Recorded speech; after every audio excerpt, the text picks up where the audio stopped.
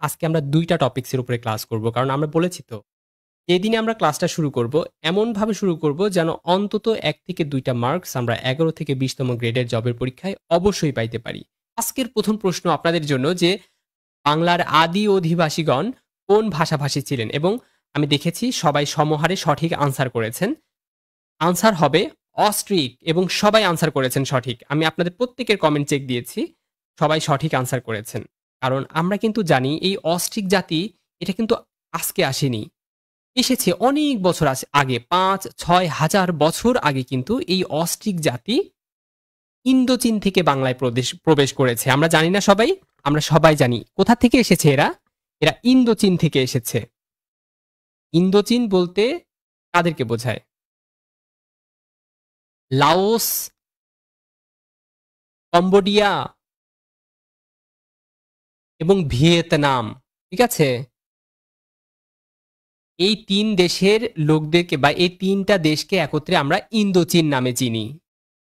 মনে রাখবেন ৫ থেকে ৬ হাজার বছর আগে এই অস্ট্রিক জাতি ইন্দোচীন থেকে আমাদের এই বাংলায় প্রবেশ করেছে। তখন তো আমাদের এই বাংলার নাম বাংলাদেশ ছিল না, বাংলা ভূখণ্ডের কথা বলছি। এই বাংলার ভূখণ্ডে তারা প্রবেশ করেছে। এবং অস্ট্রিক গোষ্ঠী থেকে কিন্তু বাঙালি জাতির প্রধান অংশ গড়ে উঠেছে। ঠিক আছে? মনে থাকবে? এতটুকু কথা কি মনে থাকবে? ভাইয়া, এই অস্ট্রিক জাতিটা কি সারা জীবন এখনো আছে? আরে, অস্ট্রিক জাতিটা এখন মানে হারিয়ে গিয়েছে। কেন হারিয়ে গিয়েছে? ১৫০০ খ্রিস্টপূর্বাব্দে যখন আর্য জাতিরা আসলো, এই আর্যদের আগমনের ফলে ধীরে ধীরে এই অস্ট্রিক ভাষাও যেমন হারিয়ে যেতে থাকে, অস্ট্রিক জাতিরাও কিন্তু হারিয়ে যেতে থাকে। ঠিক আছে, অস্ট্রিক ভাষা যেমন হারিয়ে যেতে থাকে, এরই মাধ্যমে কিন্তু ক্রমান্বয়ে আস্তে আস্তে বাংলা ভাষার উৎপত্তি হয়। জবের পরীক্ষা প্রশ্ন হয়েছে যে বাংলার আদি অধিবাসীগণ কোন ভাষাভাষী ছিলেন? কোন ভাষা? অস্ট্রিক ভাষা। আবার অস্ট্রিক কিন্তু জাতির নামও আছে। ঠিক আছে, অস্ট্রিক জাতি। কি এতটুকু ক্লিয়ার সবাই? আশা করি সবাই ক্লিয়ার হয়েছেন। এবার আমি নেক্সট যে প্রশ্নটা রেখেছি আপনাদের জন্য, বরেন্দ্র জনপদের অবস্থান কোথায় ছিল? আমি জানি আপনারা সবাই পারবেন। ৪টা অপশন আছে, জবের পরীক্ষায় এসেছে। উত্তরবঙ্গ, দক্ষিণবঙ্গ, চট্টগ্রাম নাকি পূর্বাঞ্চল? বরেন্দ্র জনপদ কোথায় অবস্থান করছে? বা বরেন্দ্র জনপদের অবস্থান কোথায় ছিল? আমি তো বরেন্দ্র এলাকায় অনেক দিন ধরে ছিলাম। অবশ্য বরেন্দ্র এলাকার মধ্যে বলা চলে, বলুন বরেন্দ্র অঞ্চল। বরেন্দ্র বলতে কি বোঝায়? দেখি আপনাদের কমেন্টটা অবশ্যই চেক দিতে হবে। তা না হলে তো আসলে সবার কমেন্ট চেক না দিলে ক্লাসটা মজার হয়ে উঠবে না। সবাই বলছেন ক হবে, মানে উত্তরবঙ্গ। এবারও কিন্তু আপনারা সমহারে সঠিক আনসার করেছেন। উত্তরবঙ্গ হবে সঠিক আনসার। কারণ বরেন্দ্র জনপদটা হচ্ছে এটা উত্তরবঙ্গ। বর্তমান যে উত্তরবঙ্গের মধ্যে কি কি পড়ে বলুন তো? উত্তরবঙ্গের কথা আসলেই মানচিত্রের দিকে তাকান। মানচিত্র তো অবশ্যই নিয়ে আসিনি, যেদিন মানচিত্রে ক্লাস করাবো সব একে একে বোঝাবো। উত্তরবঙ্গের কথা আসলেই নাম আসে রাজশাহীর নাম, তাই না? রাজশাহীর নাম আসে সবার প্রথমে, উত্তরবঙ্গের রাজশাহী। সেই সঙ্গে রয়েছে বগুড়া, সেই সঙ্গে রয়েছে হচ্ছে রংপুর, দিনাজপুর, তাই না? রংপুর, তারপর হচ্ছে দিনাজপুর। এইগুলো কিন্তু সব উত্তরবঙ্গের। এগুলা নিয়ে কিন্তু বরেন্দ্র জনপদ গড়ে উঠেছিল। ঠিক আছে? মনে থাকবে? আচ্ছা, তারপরে আরেকটা বিষয় জবের পরীক্ষায় বারবার প্রশ্ন হয়ে থাকে যে হরিকেল জনপদ, মানে হরিকেল জনপদ গড়ে উঠেছে কোন কোন অঞ্চল নিয়ে, কোন কোন জেলা নিয়ে বলুন তো? মানে বর্তমান কোন কোন জেলা? যাই হোক, আমি ওটা নিয়ে আলোচনা করব। দেখুন এখানে এক্সপ্লেইনটা খুব ভালো করে আমি করে দেওয়া হয়েছে। এখানে দেখুন, বরেন্দ্র জনপদের অবস্থান ছিল হচ্ছে উত্তরবঙ্গে। আর উত্তরবঙ্গ বলতে কিন্তু রাজশাহীকে মূলত এখন রাজশাহীকে বোঝায়। আরেকটা কথা, এই যে আমরা জনপদ জনপদ করছি, এই জনপদ কি? শুনুন, আগে যেরকম রাষ্ট্র ছিল, মানে এখন যেরকম আমরা রাষ্ট্র বলি, রাজ্য বলি, ঐতিহাসিকরা এগুলোকে কিন্তু আসলে রাষ্ট্র না বলে জনপদ নামে উল্লেখ করেছেন। ঠিক আছে? প্রাচীনকালে বর্তমান বাংলাদেশের কোনো অখণ্ড কিন্তু রাষ্ট্র গড়ে ওঠেনি। অর্থাৎ তখন রাষ্ট্র কিন্তু গড়ে ওঠেনি। তখন ওইটাকে আমরা জনপদ বলতাম, যেটাকে আসলে রাষ্ট্র বলা উচিত, ওটাকে এখন জনপদ। মানে ছোট ছোট অনেকগুলো অঞ্চল ছিল। ঐতিহাসিকরা এগুলোকে মানে রাজ্য না বলে, রাষ্ট্র না বলে ওইটাকে তারা বলতো জনপদ। ঠিক আছে? বিভিন্ন জনপদ আছে, যেমন বরেন্দ্র একটা জনপদের নাম, হরিকেল, তারপরে চন্দ্রদ্বীপ। আপনারা কিন্তু জনপদের নাম শুনেছেন, পুন্ড্র, গৌড়, বঙ্গ, সবই কিন্তু জনপদের নাম। ঠিক আছে?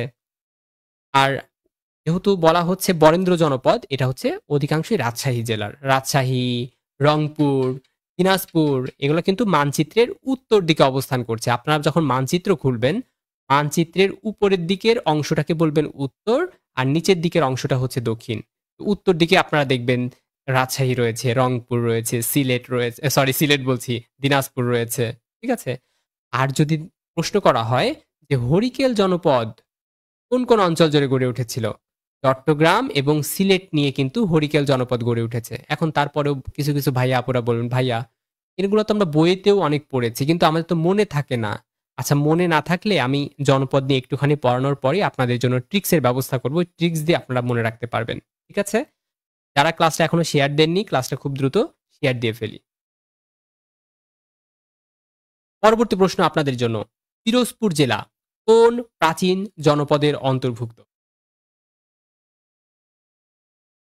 আনসার করুন সবাই। পিরোজপুর জেলা কোন প্রাচীন জনপদের অন্তর্ভুক্ত? ঋতু বর্মন আপু জয়েন হয়েছেন। ঋতু আপু, আপু কেমন আছেন আপনি? ঋতু আপু কেমন আছেন আপনি?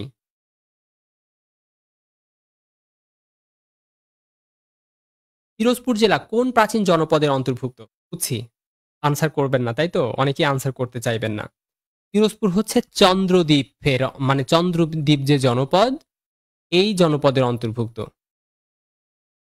পিরোজপুর হচ্ছে চন্দ্রদ্বীপ জনপদের অন্তর্ভুক্ত, মনে থাকবে। পিরোজপুর হচ্ছে চন্দ্রদ্বীপ জনপদের অন্তর্ভুক্ত। এটা কিন্তু জবের পরীক্ষার প্রশ্ন। তাহলে পিরোজপুর হচ্ছে চন্দ্রদ্বীপ জনপদের অন্তর্ভুক্ত।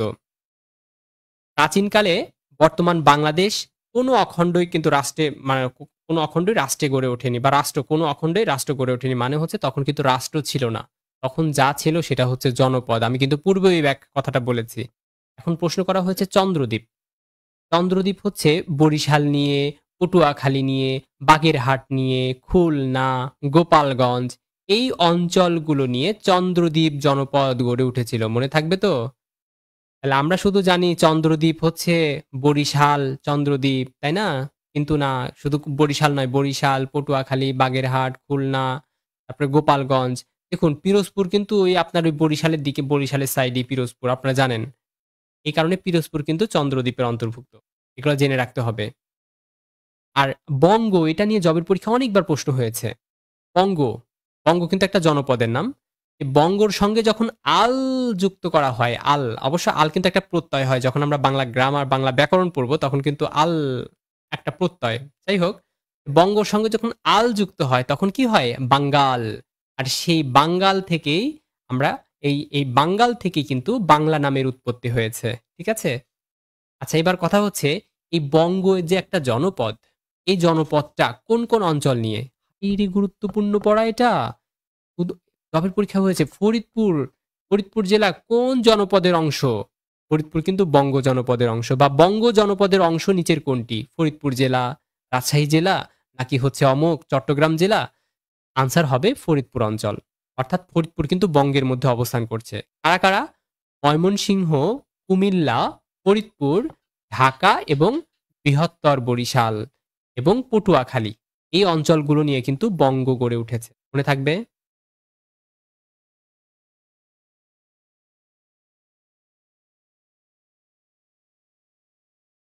আচ্ছা, একটা বিষয় এখানে বলার, একটা বিষয় মনে রাখবেন যে এখানে একটা বিষয় একটু মিস্টেক হতে পারে। সেটা হচ্ছে এই যে বঙ্গ শব্দটার সঙ্গে সবচেয়ে বেশি সম্পর্ক যুক্ত হচ্ছে বৃহত্তর ঢাকা, মানে ঢাকা, আর হচ্ছে ফরিদপুর।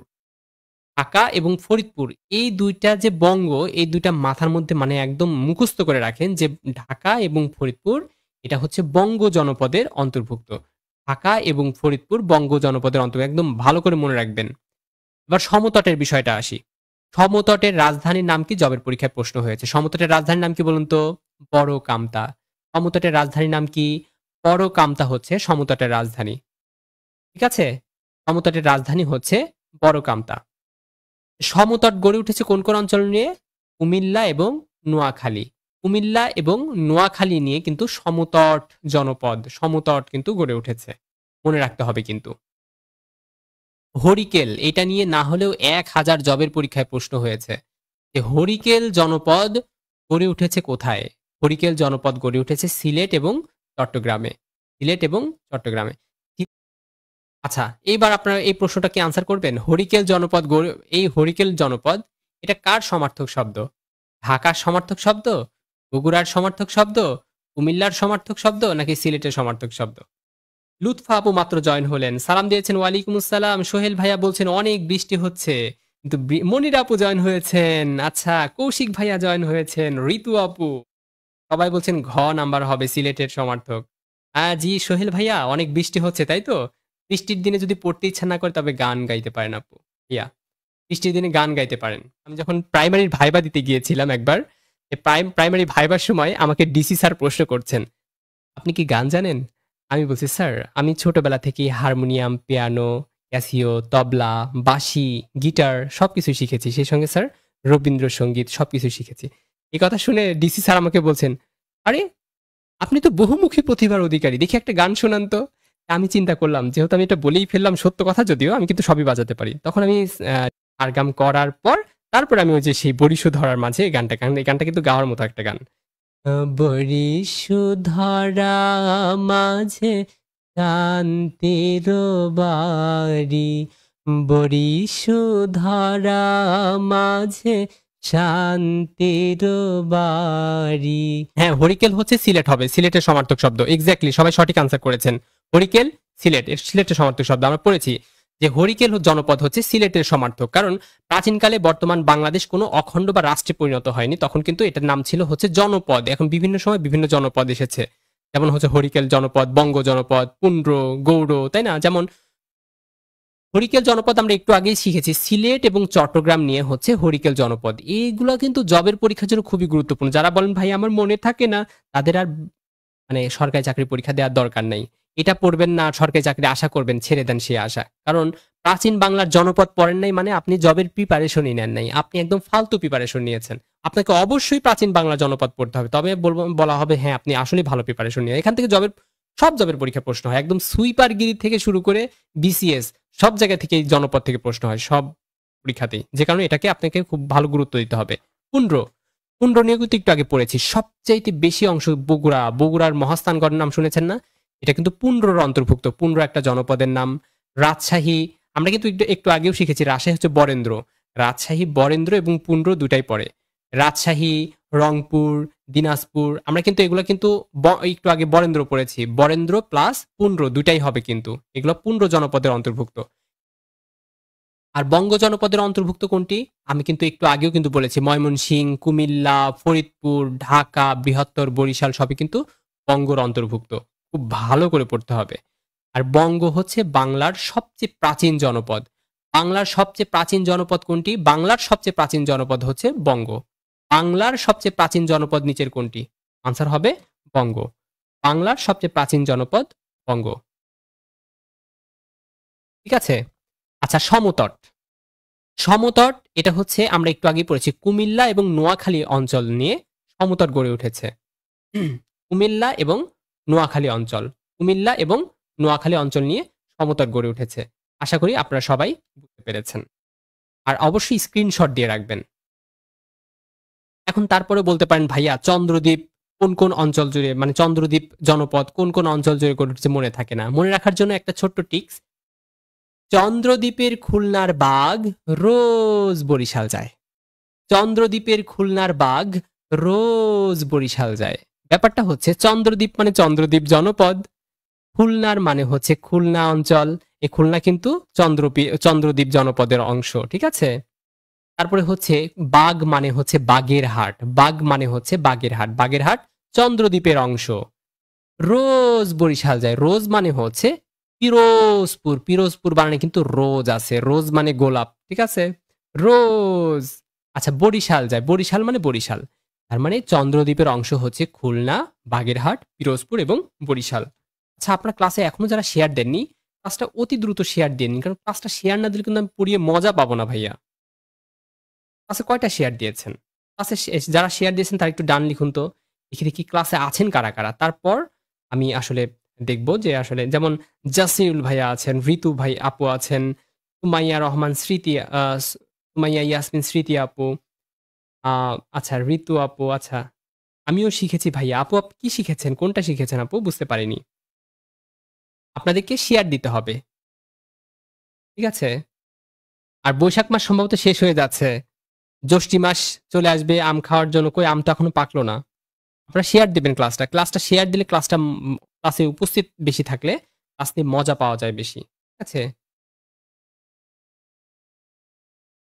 ভাইয়া ১৫ জনপদ নিয়ে বলেন। ১৫ জনপদ কোন অঞ্চল জুড়ে গড়ে উঠেছে? ১৫ জনপদ গড়ে উঠেছে দিনাজপুর, রংপুর, বগুড়া, রাজশাহী।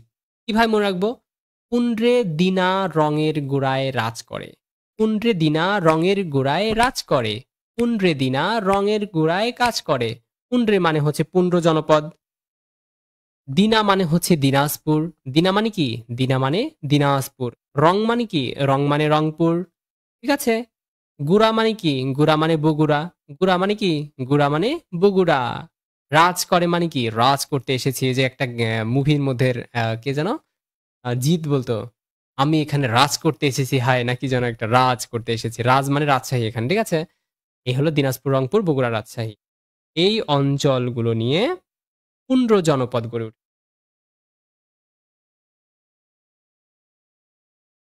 ঠিক আছে? আশা করি বুঝতে পেরেছেন। এবার হচ্ছে রারো জনপদ। রারো জনপদ হচ্ছে ভাগীরথী নদীর পশ্চিম তীর হতে গঙ্গা নদীর দক্ষিণ অঞ্চল রারো জনপদের অংশ ছিল। আপনাকে কিন্তু একটু ভিতর থেকে যদি প্রশ্ন করা হয়, বিশেষ করে বিসিএস বা হচ্ছে নবম দশম গ্রেডে একটু ভিতর থেকে প্রশ্ন করবে যে ভাগীরথী নদীর পশ্চিম তীর হতে গঙ্গা নদীর দক্ষিণ অঞ্চল পর্যন্ত এই রারো জনপদ বিস্তৃত ছিল। রারো হচ্ছে বাংলাদেশের একটি প্রাচীন জনপদ। ঠিক আছে? আর প্রাচীন রাঢ় জনপদ কোথায় অবস্থিত? এটি পশ্চিম বাংলার দক্ষিণাঞ্চলে অবস্থিত। বর্তমান যেটাকে আমরা যে বর্ধমান জেলা যেটা বলি। বর্ধমান জেলা, পশ্চিমবঙ্গের বর্ধমান জেলা। আচ্ছা, পশ্চিমবঙ্গের বর্ধমান জেলার চুরুলিয়া গ্রামে কে জন্মগ্রহণ করেছেন? কমেন্ট করে জানান। সবাই কমেন্ট করে জানান। পশ্চিমবঙ্গের বর্ধমান জেলার চুরুলিয়া গ্রামে কে জন্মগ্রহণ করেছেন? একজন কবি জন্মগ্রহণ করেছেন। সে কে? তাহলে বলুন রাঢ় জনপদ কোন অঞ্চলের অন্তর্ভুক্ত? বর্ধমান জেলার। এটা পশ্চিম বাংলার একটা দক্ষিণাঞ্চল। ভাইয়া গৌড় নিয়ে তো মনে থাকতে চায় না। গৌড় অঞ্চল কারা কারা? মানে গৌড় জনপদে কোন অঞ্চল রয়েছে? গৌড় জনপদ চাপাই নবাব সরি মানে গৌড় রয়েছে হচ্ছে চাপাই নবাবগঞ্জ এবং রাজশাহী অঞ্চলে। আমি গিয়েছি গৌড় জনপদ দেখতে গিয়ে চাপাই নবাবগঞ্জে গিয়েছিলাম। ছোট সোনা মসজিদ, তারপরে হচ্ছে বেশ কয়েকটা জায়গায় ঘুরেছি আরকি। তো গৌড় জনপদ বা প্রাচীন গৌড় নগরীর অংশবিশেষ বাংলাদেশের রাজশাহী এবং চাঁপাইনবাবগঞ্জের কিছু অঞ্চল। ঠিক আছে? গৌড় জনপদের অন্তর্ভুক্ত। জবের পরীক্ষায় অনেকবার প্রশ্ন হয়েছে কিন্তু। যাদের কাছে কমন মনে হচ্ছে না তারা কিন্তু আ অনেক কিসে আছেন? অনেক রিস্কের মধ্যে আছেন। কারণ এইগুলো পড়েননি মানে খুবই গুরুত্বপূর্ণ ছিল। পড়েননি, এবার বুঝে নিন কতটা পিছিয়ে আছেন। এবার আমরা ওই যে হরিকেল সিলেট মনে আছে? হরিকেল নারিকেল দিকটাকে মনে, তারপরেও অনেকের মনে থাকবে না এজন্য বলছি। মনে রাখতে পারেন এভাবে। হরি ভাইয়া থাকে হরি ভাইয়া থাকে বসে সিলেটের চারটি গায়। হরি ভাইয়া থাকে বসে সিলেটের চারটি গায়। হরি ভাইয়া মানে হচ্ছে হরিকেল জনপদ। থাকে বসে কোথায়? সিলেটের চারটি গায়। সিলেট মানে সিলেট, চারটি গায় মানে চট্টগ্রাম। ঠিক আছে? গায় মানে গ্রাম। গ্রাম, চট্টগ্রাম। মনে আছে তো? গুণ, কালকে পড়িয়েছিলাম। গুণ শব্দের বহুবচন কি হবে? গুণগ্রাম। ঠিক আছে? গুণ শব্দ দেখেছেন। আসলে যদিও পড়াচ্ছি সাধারণ জ্ঞান কিন্তু বাংলা গতকালকে বাংলার ক্লাস নিয়েছিলাম তো মিক্সড হয়ে যাচ্ছে। গ্রাম, গুণগ্রাম। এই গ্রামটাই কিন্তু এখানে লগ্ন। মনে আছে তো সবার? গ্রাম নিয়ে মনে আছে? গানই একটা দেশাত্মবোধক গান আছে। গ্রাম ছাড়া ওই রাঙা মাটির পর আমার মন ভুলায় রে। তাই না? চারটি গায় মানে চট্টগ্রাম। মনে থাকবে তো? মনে থাকবে, মনে থাকবে? আশা করি সবারই মনে থাকবে। আমরা প্রাচীন বাংলার জনপদের কিছু অংশ নিয়ে আলোচনা করেছি। দেখবেন এখান থেকে ইনশাআল্লাহ কমন পড়ে গিয়েছে। কারণ জনপদটা তো খুবই গুরুত্বপূর্ণ, আগেই বলেছিলাম। এখন আমরা ইংরেজির পার্টটা শুরু করব। তবে কিছু অংশ ইংরেজির মানে বেসিক পার্টটা শেষ করার কয়েকটা বেসিক পার্ট থাকবে। এটা শেষ করার পর আমরা হচ্ছে মূলত অ্যাডভার্ব নিয়ে ক্লাস করব এখন। ঠিক আছে? তো হচ্ছে ক্লাসটা কি এখনো শেয়ার দেননি? আচ্ছা, লাভ রিঅ্যাক্ট দিয়ে সবাই জানান দিন তো ক্লাসে আছেন কারা, কারা? সবাই লাভ রিঅ্যাক্ট দিয়ে জানান দিন। যদিও আমি দেখতে পাচ্ছি এখানে জাসিরুল ভাইয়া আছেন, আবু রায়হান ভাইয়া আছেন, তারপরে সুমাইয়া আপু, সোহেল ভাইয়া, অ্যাঞ্জেল লুৎফা আপু, কৌশিক ভাইয়া, ঋতু বর্মন আপু, তারপরে মনিকা আপু, নাদিয়া আপু, অনেকেই আছেন ক্লাসে। জয়নব আপু, মনিরা আপু, তারপর আ চুমকি মন্ডল আপু, তানজিন নাহার রুমা আপু অনেকেই আছেন কিন্তু আফসোস কেউ শেয়ার দিতে রাজি নয়। সবই আছে কিন্তু শেয়ার দিতে কেউ রাজি নয়। কেন যে শেয়ার দিলে আ মনে হয় খুব কষ্ট হয়, তাই না ভাইয়া? শেয়ার দিতে কষ্ট হয় সেটা আমি জানি। তা না হলে শেয়ার দিতেন। নাকি শেয়ার দেওয়ার জন্য সময় দেওয়া হয় না জন্য শেয়ার দেন না কোনটা? এখন যে গ্রামারের ক্লাস শুরু হবে কি শেয়ার কি দেয়া যাবে? কারা, কারা শেয়ার দেবেন একটু কমেন্ট করে জানান তো ভাইয়া আমি শেয়ার দিব। আর নামটা একটু দেখি। কে, কে শেয়ার দিতে ইচ্ছুক? হ্যাঁ, কে, কে শেয়ার দিতে ইচ্ছুক? না আপনাদের থেকে আসলে আমার দূরে, দূরে থাকা উচিত। ভেবেছিনু মনে মনে দূরে দূরে থাকি চিরজন্ম সঙ্গপনে পুজিব একাকী। দূরে দূরে থাকতে হবে আপনাদের চেয়ে বুঝছি, কারণ আপনারা শেয়ার দিতে চান না। ওরে কি লাভ রিয়াক্ট, এইদিকে তো লাভ রিয়াক্ট ঠিকই দিচ্ছেন কিন্তু শেয়ার দিচ্ছেন না। আচ্ছা, কাজী নজরুল ইসলাম লুৎফা আপু বলছেন ঠিকই বলেছেন, চুরুলিয়া গ্রামে কাজী নজরুল ইসলাম সবাই সঠিক আনসার করেছেন। আ ঈশিতা আপু শেয়ার দিয়েছেন। ঈশিতা আপু, ইশরাত জাহান ঈশিতা আপু, থ্যাংক ইউ আপু। আপু শুধু আপনাকেই ধন্যবাদ জানাচ্ছি, বাকি কাউকে ধন্যবাদ দিব না।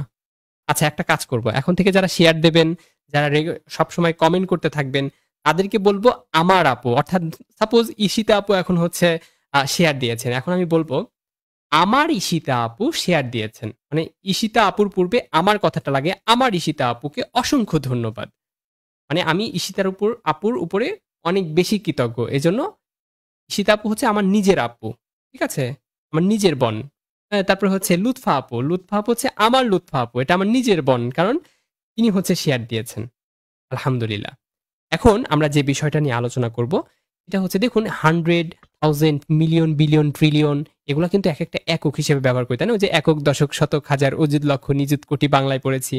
ইংরেজির ক্ষেত্রে আমরা বলি 100, 1000, মিলিয়ন, বিলিয়ন, ট্রিলিয়ন, আবার পার্সেন্ট।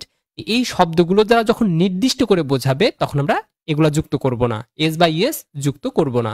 কিন্তু যদি অনির্দিষ্ট করে বোঝায় তখন আমরা এস বাই এস যুক্ত করব। কথাটা মনে থাকবে? আবারও বলছি 100,000, মিলিয়ন, বিলিয়ন, ট্রিলিয়ন এগুলার দ্বারা যদি নির্দিষ্ট করে বোঝায় তবে যুক্ত করব। এস বাই এস তখন যুক্ত করব। আর যদি মানে নির্দিষ্ট করে যদি না বোঝায় তখন আমরা যুক্ত করব। কিন্তু যদি নির্দিষ্ট করে বোঝায় যে 10, 100, 10 মানে 10, 100 তখন কিন্তু আমরা আর এস বাই এস যুক্ত করব না। বা বললাম 10 মিলিয়ন, 10 মিলিয়ন তখন কিন্তু বলা যাবে না 10 মিলিয়নস বলা যাবে না, কারণ 10 একটা নির্দিষ্ট সংখ্যা। 11 মিলিয়ন, 12 মিলিয়ন এইভাবে বলবো, মিলিয়নস বলা যাবে না কিন্তু। কিন্তু যখন অনির্দিষ্ট করে বোঝাবে তখন আমরা এস বা ইএস যুক্ত করব। অনেকেই হয়তো বা বুঝতে পারেননি, কিন্তু যখন আমি এক্সপ্লেইন করব এক্সাম্পল দিয়ে তখন আপনারা বুঝতে পারবেন। দেখুন আমি এক্সপ্লেইন করি। এখানে আপনারা যে সেন্টেন্সটা দেখতে পাচ্ছেন খুবই গুরুত্বপূর্ণ বেসিক গ্রামার এটা। এখান থেকে জবের পরীক্ষায় অনেকবার প্রশ্ন হয়েছে বিধায় আপনাদেরকে এই স্লাইডটা দিতে আমি বাধ্য হয়েছি। এগুলো কিন্তু আপনাদের জন্য নিজের হাতে আমি টাইপিং করি। এত কষ্ট করি আপনাদের জন্য কিন্তু আপনারা শেয়ার দেন না। আফসোস এখানেই। কষ্ট কি কম করি বা ক্লাস কি খারাপ হয় আমার? আচ্ছা দেখুন, থাউজেন্ডস অফ পিপল, এখানে থাউজেন্ডস আমি এস যুক্ত করেছি। কেন যুক্ত করেছি? কারণ এখানে কিন্তু বলা হয়নি 10,000, 11,000 বলা হয়নি। এখানে অনির্দিষ্ট বোঝাচ্ছে। অনির্দিষ্ট। এখানে অনির্দিষ্ট বোঝাচ্ছে এর মানে হচ্ছে থাউজেন্ডস অফ পিপল মানে কি? মানে হাজার, হাজার মানুষ। থাউজেন্ডস অফ পিপল মানে কি? হাজার, হাজার মানুষ। তাহলে thousands of people died in the past ইয়ার। গত বছরে বন্যায় হাজার, হাজার মানুষ মারা গিয়েছে। ফলে হাজার, হাজার বলতে আসলে কয় হাজার এটা না জানেন আপনি, না জানি আমি। অনির্দিষ্ট। ঠিক আছে? এই কারণে এখানে s যুক্ত করতে হয়েছে। কিন্তু যদি বলতাম 10,000 তখন কিন্তু s যুক্ত করা যেত না। কারণ 10 এটা একটা নির্দিষ্ট সংখ্যা। আর আমরা একটু আগেই জানলাম যে নির্দিষ্ট সংখ্যা যখন হবে তখন কিন্তু s বাই s যুক্ত করা যাবে না, যুক্ত করা যাবে না। কিন্তু অনির্দিষ্ট হলে তখন যুক্ত করা যাবে। ক্লিয়ার? সবাই কমেন্ট করুন ক্লিয়ার? আচ্ছা, আরেকটা এক্সাম্পল দিই, আরো ভালো বুঝতে পারবেন। দেখুন, I have thousand of book ১ম যে এটা বাক্যটা ভুল। কেন ভুল বলুন তো? কারণ I have thousand of book হয় না কখনো। আর বই যে কয়টা বই সেটা কিন্তু নির্দিষ্ট করে বলা নেই। অর্থাৎ অনির্দিষ্ট কিন্তু। অনির্দিষ্ট করে বলা হয়েছে। এখানে কিন্তু নির্দিষ্ট করে বলা নেই ১ টা বই, ২ টা বই, ৩ টা বই না 10,000 বই কিছুই বলা নেই নির্দিষ্ট করে। এটা অনির্দিষ্ট। আর আমরা একটু আগেই জানলাম অনির্দিষ্ট অর্থে s যুক্ত করতে হয়। এই কারণে যে thousands হবে হচ্ছে সঠিক আনসার। আর thousands যেহেতু বহুবচন এই এই নাউনটাও হবে বহুবচন। I have thousands of books আশা করি সবাই বুঝতে পেরেছেন। আরেকটা এক্সাম্পল দিচ্ছি। I have 10,000 book এই যে বাক্যটা ভুল হয়ে গেল। এটা ভুল। কেন ভুল? কারণ 10 এটা একটা নির্দিষ্ট সংখ্যা বোঝাচ্ছে। নির্দিষ্ট। আর আমরা একটু আগেই শিখলাম নির্দিষ্ট সংখ্যা যখন বোঝাবে তখন thousands আর হবে না। s যুক্ত করেছি। এই s আর যুক্ত করা যাবে না। নির্দিষ্ট হলে s যুক্ত করা হারাম।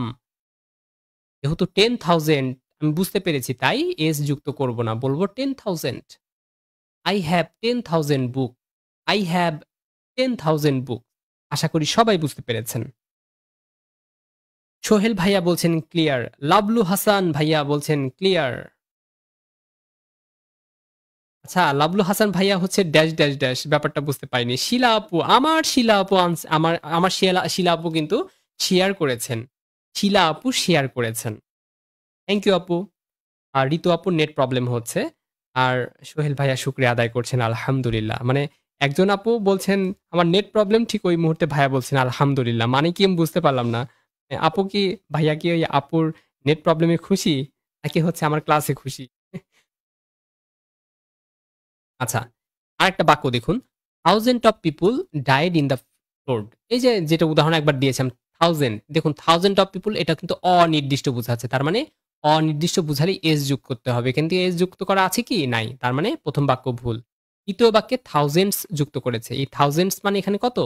এই থাউজেন্ডস বলতে মূলত এখানে থাউজেন্ডস বলতে হাজার হাজার বুঝাচ্ছে। হাজার হাজার অর্থাৎ এখানে অর্থ দিচ্ছে হাজার হাজার পিপল, হাজার হাজার লোকজন।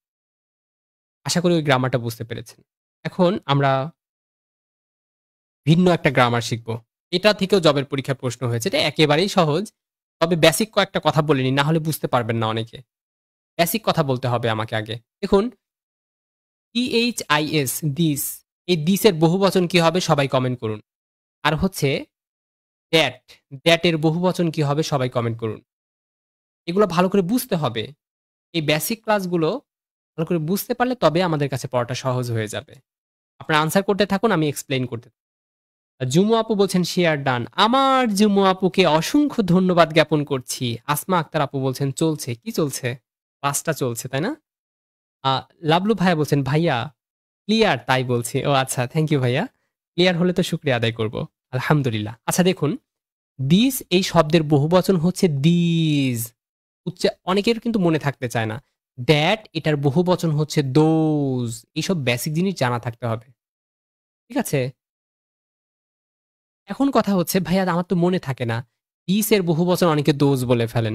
দেখুন দিস, দিজ মানে শুনতে কিন্তু অনেকটাই একই রকম শোনায়। This, these, this, these, this, these মানে শুনতে কিন্তু একই রকম শোনায় প্রায়। এ কারণে দিস এর বহুবচন হচ্ছে দিজ আর দ্যাট এর বহুবচন হচ্ছে দোজ। এইটা কিন্তু মাথায় রাখতে হবে। ঠিক আছে? আচ্ছা, শিলা আপু সঠিক আনসার করেছেন। This, these, that, those. Exactly. আচ্ছা, আমরা বেসিকটা শিখে নিয়েছি। এবার আমরা পড়ায় ফিরে আসি।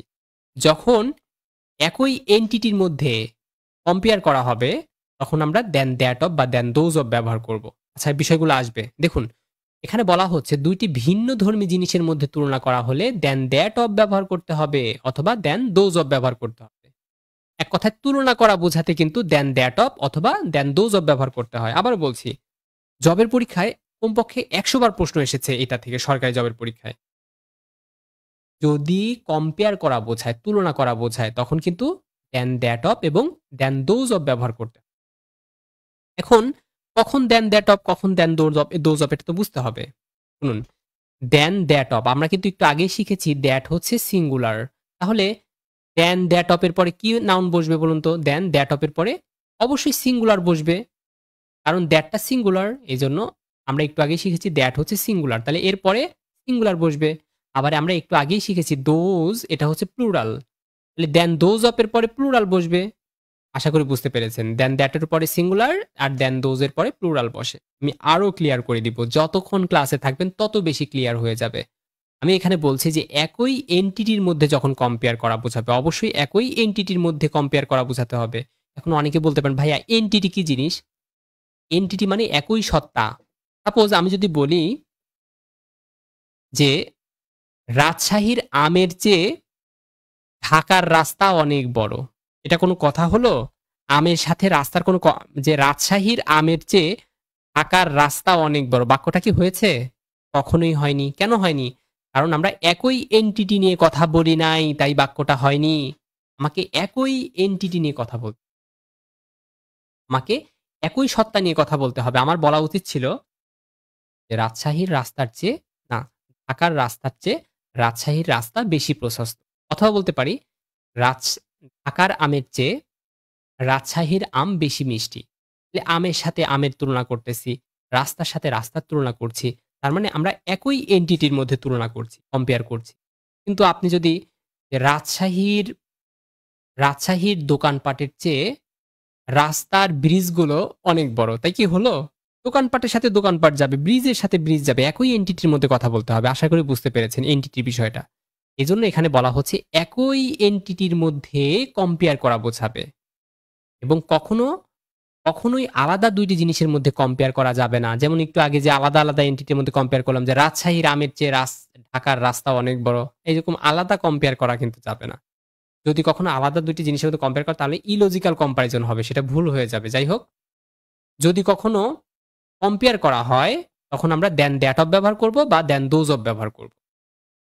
দেন দ্যাট অফ ব্যবহার করলে এরপরে সিঙ্গুলার, আর দেন দোজ অফ ব্যবহার করলে এরপরে প্লুরাল। ঠিক আছে? আশা করি বুঝতে পেরেছেন। এক্সাম্পল দিলে আপনারা ক্লিয়ার বুঝতে পারবেন। যেমন এখানে বলা হচ্ছে the climate of Dhaka is better দেন কুমিল্লা। বাক্যটা ভুল। কেন ভুল জানেন? কারণ যদিও মনে হচ্ছে যে দ্য ক্লাইমেট অফ ঢাকা মানে ঢাকার আবহাওয়া ইজ বেটার দেন কুমিল্লার আবহাওয়া, মানে দেন কুমিল্লা বোঝাচ্ছে। মনে হচ্ছে যেন ঢাকার আবহাওয়ার চেয়ে কুমিল্লার আবহাওয়া বেশি কি ভালো। কিন্তু ব্যাপারটা এরকম নয়। এখানে কিন্তু শুধু দেন ব্যবহার করেছে। খবরদার! জবের পরীক্ষায় এই জায়গায় মানুষ ধরাটা খাবে, এইজন্যই জবটা হবে না। কারণ শুধু দেন দেখে কিন্তু আনসার করা যাবে না। অবশ্যই হয় ব্যবহার করতে হবে দেন দ্যাট অফ, অথবা ব্যবহার করতে হবে দেন দোজ অফ। দেন দ্যাট এর পরে সিঙ্গুলার বসে, দেন দোজ এর পরে প্লুরাল বসে। এখানে কি বসেছে? দেন দ্যাট অফ বসেছে। তার মানে এটা সঠিক। তাও সঠিক কিনা আমি বলতে পারবো না। এরপরে সিঙ্গুলার থাকলে বাক্যটা সঠিক। এই যে দেন দ্যাট এর পরে কুমিল্লা বসেছে। কুমিল্লা একটা সিঙ্গুলার নাম্বার, তাই না? এটা একটা সিঙ্গুলার নাউন। এই কারণে বাক্যটা সঠিক। আর আগের বাক্যটা সঠিক নয়, কারণ এখানে শুধু দেন ব্যবহার করা হয়েছে। দেন দ্যাট অফ বা দেন দোজ অফ কিছুই ব্যবহার করা হয়নি। আসলে বাক্যটা এমন হওয়া উচিত ছিল। এই যে দেন দ্যাট অফ মানে কি জানেন? এখানে দেন দ্যাট অফ মানে হচ্ছে the climate of Dhaka is better then the climate of Comilla. Clear? এটাই মূলত বাক্য হওয়ার কথা ছিল। The climate of Dhaka is better then the climate of Comilla. কিন্তু ওই যে একই জিনিস বারবার উচ্চারণ করলে কি মুদ্রা দোষ হয়, তাই না? আমরা ওইভাবে এজন্য উচ্চারণ করব না। আমরা শর্টকাটে ওটাকে then that of climate, then the climate এই শব্দটা ব্যবহার না করে দেন দ্যাট অফ ব্যবহার করব। ঠিক আছে? এজন্য দেন দ্যাট অফ কুমিল্লা ব্যবহার করতে হবে। আশা করি বুঝতে পেরেছেন। আরেকটা এক্সাম্পল দিলে আপনি বুঝতে পারতেন। আরো অনেক এক্সাম্পল দিব সামনে। এই এখন কিন্তু আমরা এই যে অ্যাডভার্বে ক্লাসটা শুরু করব। ক্লাসের চ্যাপ্টারের নাম কি ছিল আজকে? আজকে আমরা বলেছিলাম যে প্রাচীন বাংলার জনপদ পড়ব এবং অ্যাডভার্ব নিয়ে ক্লাস করব। এখন অ্যাডভার্বের ক্লাস হবে। তবে খুব মনোযোগ দিয়ে ক্লাস করতে হবে। ক্লাসের সবাই কমেন্ট করবেন। লাবলু ভাইয়া বলছেন, আচ্ছা। আ আচ্ছা, এইবার একটু লক্ষ্য করুন। অ্যাডভার্ব শেখার জন্য আমাকে অনেক কিছু শিখতে হবে আজকে। শুনুন, মনে করুন একটা বাক্যের মধ্যে অ্যাডভার্ব অফ ম্যানার আছে, অ্যাডভার্ব অফ প্লেস আছে, অ্যাডভার্ব অফ টাইম আছে। ম্যানার, প্লেস, টাইম যে আমরা যেটাকে এমপিটি নামে চিনি। অনেকে কিন্তু চেনেন না, আবার অনেকে চিনেন। এম মানে হচ্ছে ম্যানার, পি মানে প্লেস, টি মানে টাইম। এখন আমরা অ্যাডভার্ব পড়ব। অ্যাডভার্বের ক্ষেত্রে আমাকে সবসময় এই অর্ডারটাকে বা এই ক্রমটাকে ফলো করতে হবে। সবার ১ম এ ম্যানার বসাবো, তারপরে প্লেস বসাবো, তারপরে টাইম বসাবো। এইভাবে যদি কোনো বাক্য গঠন না করেন, বাক্যটা কিন্তু ভুল। আমি ব্যাপারটা আরো ক্লিয়ার করে বোঝাচ্ছি। ধরুন এখানে লেখা আছে যে, Mamun works sincerely in his office everyday. এই যে বাক্যটা লিখেছি, বাক্যটা কিন্তু সঠিক। কেন সঠিক? কারণ মামুন ওয়ার্কস, মামুন কাজ করে। কেমনভাবে কাজ করে? সিনসিয়ারলি কাজ করে। তার মানে এটা হচ্ছে তার ম্যানার। মামুনের ম্যানারটা অনেক ভালো। সে অনেক সিনসিয়ারলি কাজ করে। কোথায় কাজ করে সিনসিয়ারলি? In his office. তার মানে এটা একটা স্থান বোঝাচ্ছে। তাহলে সে একটা প্লেসে কাজ করে। এবং কখন কাজ করে? প্রতিদিন কাজ করে। কখন? সময় বোঝাচ্ছে কখন? বলছে প্রতিদিন। তাহলে ১ম এ ম্যানার বসিয়েছি, তারপরে প্লেস বসিয়েছি, তারপরে টাইম বসিয়েছি। কিন্তু বাক্যটা যদি আপনি এভাবে লিখতেন যে, Mamun works in his office sincerely everyday, বাক্যটা হতো না। আবার যদি বলতেন Mamun works sincerely everyday in his office, তবুও বাক্যটা হতো না। কেন হতো না? কারণ অর্ডার ফলো করতে হবে। অর্ডারটা হচ্ছে এমপিটি। ১ম এ ম্যানার বসাতে হবে, তারপরে প্লেস, তারপরে টাইম। এবার অনেকে প্রশ্ন করতে পারেন, ভাইয়া ওই বাক্যের মধ্যে যদি ম্যানারটা না থাকে, ম্যানার মানে এখানে আচরণ বোঝায়, আচরণ। তার আচরণ, তার অবস্থান, তার আচরণটা হচ্ছে সিনসিয়ারলি, অনেক সিনসিয়ারলি সে কাজ করে। ম্যানার। যেমন পরেরটাও দেখুন আরো ভালো ক্লিয়ার বুঝতে পারবেন। ধরুন বলা হচ্ছে, আলামিন প্লেস, আলামিন ভালো খেলা করে বা আলামিন খেলা করে। কি খেলে? আচ্ছা, ক্রিকেট খেলে। এই ক্রিকেটটা কি অ্যাডভার্ব? না, ক্রিকেট হচ্ছে নাউন। কিভাবে বুঝলাম? কারণ যে ব্যক্তি অবজেক্ট হিসেবে বসে তাকে নাউন বলে। নাউন কাকে বলে? যে ব্যক্তি সাবজেক্ট হিসেবে বসে তাকে নাউন বলে। যে ব্যক্তি অবজেক্ট হিসেবে বসে তাকে নাউন বলে। যে ব্যক্তি প্রেপোজিশনের পরে অবজেক্ট হিসেবে বসে তাকে নাউন বলে। বলেছি না, এগুলো কিন্তু সব পড়ানো হয়েছে। যে ব্যক্তি অ্যাপোজিশন হিসেবে বসে তাকে নাউন বলে। তা না বলে আমরা ছোটবেলাতে শিখছি। কোনো কিছুর নামকে নাউন বলে। ওইসব ভুলে যান। ওইসব ফাউল কথা ভুলে যান। ওইসব কথা কিন্তু আর বলব না। আমরা অনেক বড় হয়ে গিয়েছি। আমরা অনার্স কমপ্লিট করেছি। আমরা মাস্টার্স কমপ্লিট করেছি। আমাদেরকে আর এগুলো যদি বলে নাউন কাকে বলে, এইভাবে কিন্তু আমরা আর আনসার করব না। যাই হোক, এই ক্রিকেট এটা তো একটা নাউন। এটার হিসাব আলাদা। আমাকে অ্যাডভার্ব খুঁজে বের করতে হবে। তাহলে আমি দেখতে পাচ্ছি আলামিন প্লেস ক্রিকেট কেমনভাবে খেলে? বলছে অনেক সুন্দরভাবে, নাইসলি। তাহলে এটা তার ম্যানার। আচ্ছা, অনেক সুন্দর চমৎকারভাবে খেলে। কোথায় খেলে? In the field. এটা একটা প্লেস। কখন খেলে? Every afternoon. তার মানে এটা হচ্ছে তার টাইম। ম্যানার, প্লেস, টাইম এভাবে সিকোয়েন্সলি মানে এই অর্ডার অনুযায়ী বসবে। যদি কখনো এভাবে লেখেন যে, আলামিন place cricket in the field every afternoon nicely, বাক্যটা ভুল হয়ে যাবে। ক্লিয়ার? আশা করি বুঝতে পেরেছেন। পরবর্তী বাক্য দিকে তাকান। Zerin went there at 9 PM। PM মানে কি? PM মানে হচ্ছে পোস্ট মেরিডিয়ান। এটা আমরা সবাই জানি। আর AM মানে কি? অ্যান্টি মেরিডিয়ান, তাই না? আচ্ছা। Zerin went there at 9 PM, এই জায়গাটায় এই যে জেরিন ওয়েন গিয়েছিল, কোথায় গিয়েছিল? বলছে সেখানে গিয়েছিল। সেখানে মানে কি? এখানে মানে হচ্ছে একটা প্লেসের নাম বোঝাচ্ছে। আর এই প্লেসে কখন গিয়েছিল? ৯ টার সময়। টাইম বোঝাচ্ছে। এখন অনেকেই বলবেন, ভাইয়া এখানে তো প্লেস টাইম আছে। আপনি না বললেন এমপিটি বসবে? এখানে তো ম্যানার নেই। প্লেস আছে আর টাইম আছে, ম্যানার তো নেই। ম্যানার নেই, আপনাকে ভাবতে হবে না ম্যানার নিয়ে। ম্যানার নেই তাতে কি? ম্যানার কেটে দেন, তাহলে প্লেস আর টাইম হবে। যখন আপনাকে ওই যে একটা বিষয় শিখিয়েছিলাম, দোষ স্বীকার করা বোঝাতে ১, ২, ৩ বসে। মনে আছে? মানে ফার্স্ট পারসন বসে, সেকেন্ড পারসন বসে, থার্ড পারসন বসে। ইংলিশে যখন ক্লাস করিয়েছিলাম বলেছিলাম। আবার বলেছিলাম দোষ স্বীকার না করলে ২, ৩, ১ বসে। ১ম এ সেকেন্ড পারসন, তারপরে থার্ড পারসন, তারপরে ফার্স্ট পারসন বসে। বলেছিলাম না? এখন যদি ফার্স্ট পারসন না থাকে তাহলে সেকেন্ড আর থার্ড পারসন হবে। মনে করুন যে ভালো কাজ বোঝাচ্ছে, তাহলে সেকেন্ড পারসন যদি না থাকে তাহলে থার্ড পারসন তারপরে ফার্স্ট পারসন হবে। এখানেও ঠিক একই নিয়ম। ম্যানার প্লেস টাইমের মধ্যে ম্যানার যদি নাই বা থাকে তো বাদ দিয়ে দেন। তাহলে প্লেস হবে তারপরে টাইম হবে। সিরিয়ালটা কখনো ব্রেক করা যাবে না। এইটা হচ্ছে বিষয়। ঠিক আছে? আশা করি সবাই বুঝতে পেরেছেন। হুট করে ফিরে এসে লুট করে নিয়ে যাবে এই মন ভেঙে যাবে জানো না। আমারই বাজে স্বভাব কোনোদিন যাবে না। আপনাদের এই শেয়ার দেওয়ার স্বভাবটা মানে শেয়ারটা দিতে পারেন চাইলে। ঠিক আছে? দেখুন দ্য হাউস ইজ ফাইন। এখানে ফাইনটা হচ্ছে একটা অ্যাডজেক্টিভ। এখানে হাউস এইখানে ফাইনটা হচ্ছে অ্যাডজেক্টিভ। কেন? কেন এটা অ্যাডজেক্টিভ? কারণ এই ফাইন এটা কাকে মডিফাই করেছে? এটা হাউসকে মডিফাই করেছে। মনে রাখবেন নাউন বা প্রোনাউনকে যে মডিফাই করবে, নাউন বা প্রোনাউনকে যেই মডিফাই করবে সেই হচ্ছে অ্যাডজেক্টিভ। দেখুন এখানে ফাইন বলতে কি বোঝাচ্ছে? কাকে বোঝাচ্ছে ফাইন? এই হাউস হচ্ছে ফাইন। হাউসটা দেখতে সুন্দর। এই হাউস হচ্ছে একটা নাউন। এই নাউনকে মডিফাই করার কারণে ফাইন হয়ে যাবে হচ্ছে অ্যাডজেক্টিভ। এত মজার পড়া। আবার দেখুন খুব ভালো করে লক্ষ্য করুন। This shirt suits me fine. বলেন এই শার্টটা অনেক ভালো শুট করেছে আমার শরীরে। এরকম বলে না? The shirt suits me fine. এখানে ফাইন শব্দ কি হবে? কেউ আনসার করেছেন কি? আচ্ছা, আ রোমানা আক্তার আপু কমেন্ট করেছেন। আজ ১ম যুক্ত হলাম। ভালো লাগলো। আচ্ছা আলহামদুলিল্লাহ। আচ্ছা, এই জায়গায় আপু একটু লক্ষ্য করুন ভালো করে। This shirt suits me fine. এই জায়গায় এই ফাইনটা কি হিসেবে ব্যবহৃত হয়েছে? এই ফাইনটা অ্যাডভার্ব হিসেবে ব্যবহৃত হয়েছে। এখন প্রশ্ন হচ্ছে কেন অ্যাডভার্ব হলো? এটাই বোঝার দরকার। দেখুন, সবসময় মনে রাখবেন অ্যাডভার্ব কাকে মডিফাই করে?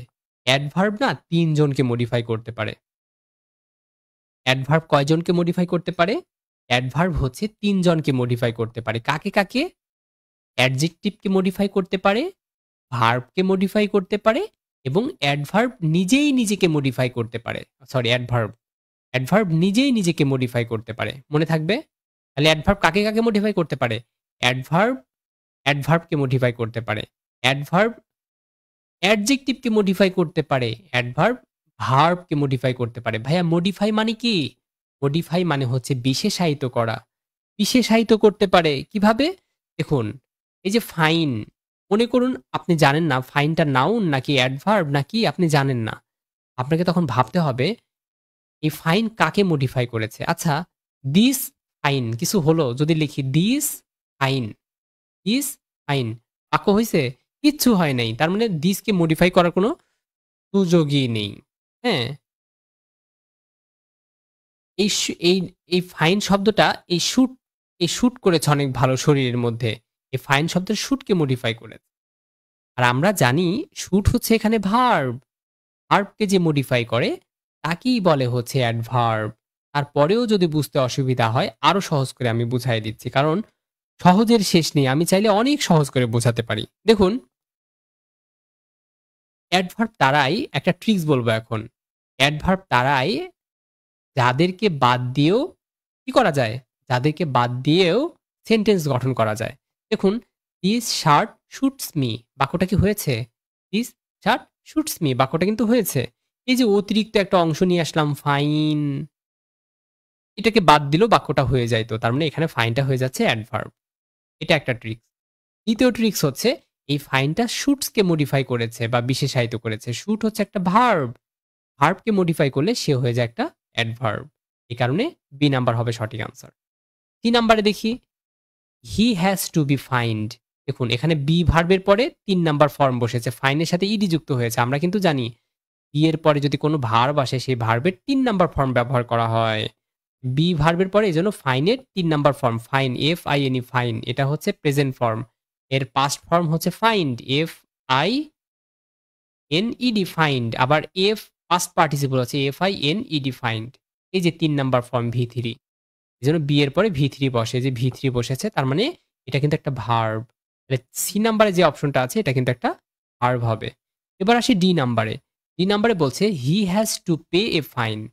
হাইরে মজার পড়া রে! এখানে ফাইনটা হয়ে যাবে একটা নাউন। কেন নাউন হবে? বিভিন্ন কারণে। আমরা কিন্তু জানি আর্টিকেল এ হচ্ছে একটা আর্টিকেল। আর্টিকেলের পরে যদি একটা শব্দ আসে তাকেই নাউন বলে। আর্টিকেলের পরে একটা শব্দ আসলেই তাকে নাউন বলব। ভাইয়া এটার কি কোনো ব্যতিক্রম হয়? না, না ভাইয়া। পৃথিবী উল্টে যেতে পারে। পৃথিবী উল্টে যেতে পারে। কিন্তু এই নিয়মের কখনো ব্যত্যয় ঘটবে না। আর্টিকেলের পরে যদি একটা শব্দ থাকে, তাকে তাকে নাউনই বলতে হবে। আর্টিকেলের পরে যদি একটা ওয়ার্ড থাকে, তাকে অবশ্যই নাউনই বলতে হবে। অন্য কিছু আমি বলতে পারব না। আচ্ছা, হাবিবা আপু বলছেন, "আমি দেরি করে ফেলেছি ভাইয়া।" আহারে আপু, ক্লাসটা রেকর্ড থাকবে, সমস্যা নেই, হ্যাঁ? আমি এজন্য বলি ক্লাসটা রেকর্ড রাখি সবসময়। নয়ন ভাইয়া বলছেন, "বুঝতে পেরেছি। আলহামদুলিল্লাহ।" আচ্ছা, আবার দেখুন, হি হ্যাজ টু আবার এটা নাউন হয়েছে আরেকটা কারণে। কি কারণ জানেন? আমরা কিন্তু শুরুতেই বলেছি নাউন কাকে বলে? যারা সাবজেক্ট হিসেবে বসে তাকে নাউন বলে। যারা অবজেক্ট হিসেবে বসে তাকে নাউন বলে। হি হ্যাজ টু পে, তাকে প্রদান করা হয়েছিল। কি দেওয়া হয়েছিল? কি প্রদান করা হয়েছিল? বলছে ফাইন দেওয়া হয়েছে। মানে, "এই তোমার নামে কিন্তু ফাইন হয়ে যাবে।" এরকম বলে না? কি হয়েছে? ফাইন হয়েছে। তাহলে কি দিয়ে প্রশ্ন করলে আমি কি পাই? অবজেক্ট পাই। অবজেক্ট হিসেবেই নাউন বসে। তার মানে ফাইনটা হয়ে যাচ্ছে নাউন। তাও যদি বুঝতে না পারেন, আরো ভালো করে বুঝাইয়া দিচ্ছি। সবসময় মনে রাখবেন পিএডি, পিএডি এদের পরে নাউন বসে। পি অথবা এ অথবা ডি এর পরে নাউন বসে। পি মানে হচ্ছে প্রিপোজিশন, তার মানে প্রিপোজিশনের পরে নাউন বসে।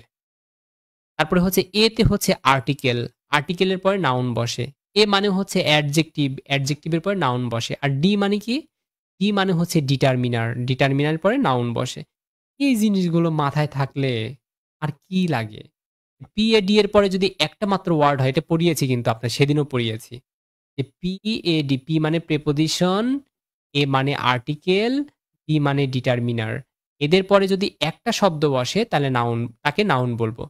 তারপরে যদি ২ টা শব্দ বসে, একটা এবং ২ টা যদি শব্দ বসে, ১ নাম্বার শব্দটাকে বলবো অ্যাডজেক্টিভ, ২ নাম্বার শব্দটাকে বলবো নাউন। আবার পি এ ডি এর পরে যদি ৩ টা শব্দ বসে, একটা শব্দ, ২ টা শব্দ, ৩ টা শব্দ। ৩ টা শব্দ বসে, ১ম শব্দটাকে বলবো অ্যাডভার্ব, দ্বিতীয় শব্দটাকে বলবো অ্যাডজেক্টিভ, তৃতীয় শব্দটাকে বলবো নাউন। ভাইয়া এটার কি কোনো ব্যতিক্রম হয়? না, না, না, না, না, না, এটারও কোনো ব্যতিক্রম হয় না। কত ভাবে বোঝানো যায়। আসলে ইংলিশটা যে কত গ্রামার, ইংলিশ গ্রামারটা যে আসলে কত মজার। রেগুলার ক্লাস না করলে বুঝতে পারবেন না। রেগুলার ক্লাস করতে। দেখুন, "দিস হাউস ইস ফাইন।"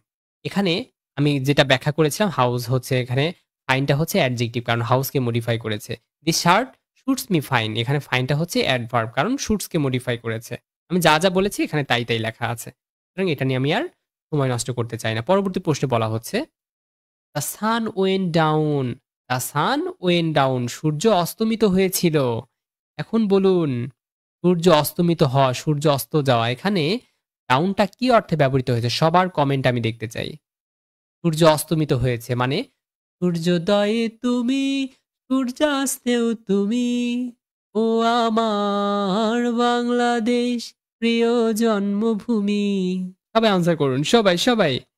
দেখি কি আনসার করছেন।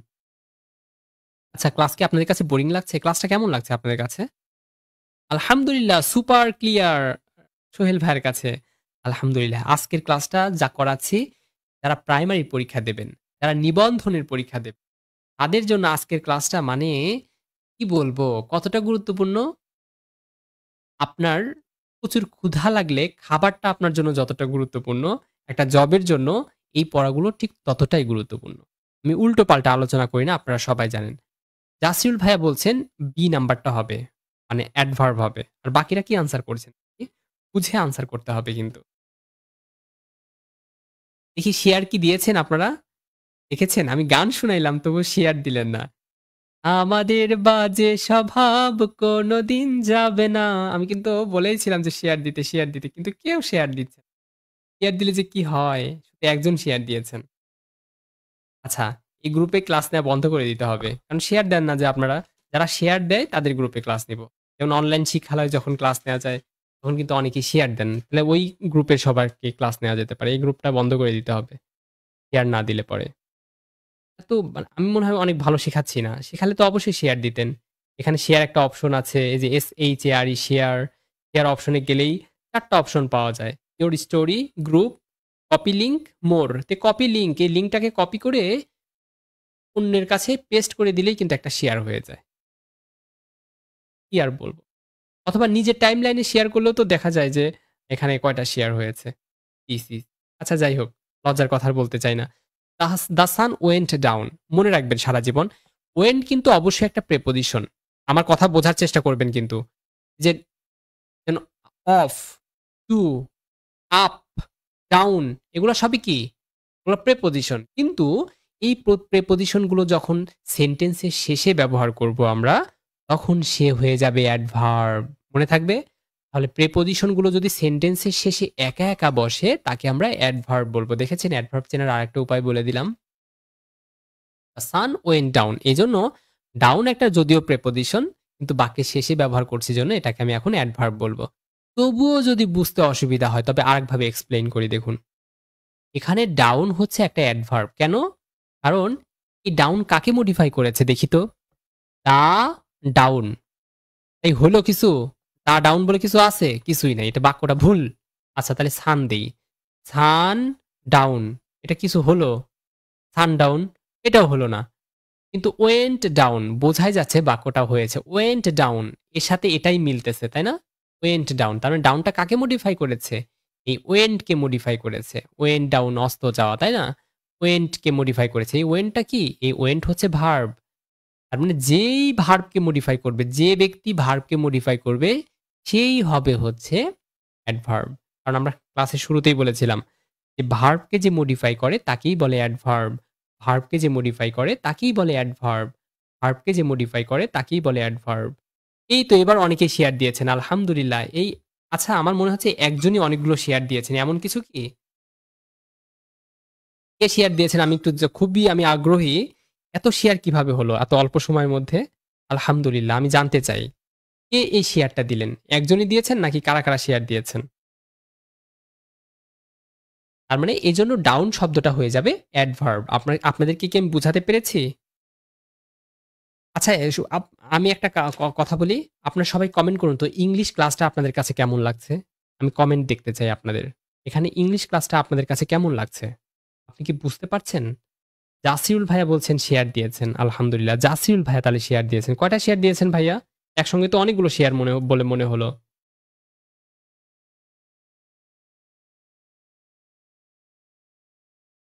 আচ্ছা ক্লাসটা কেমন লাগছে? হ্যাঁ, আমার প্রশ্ন।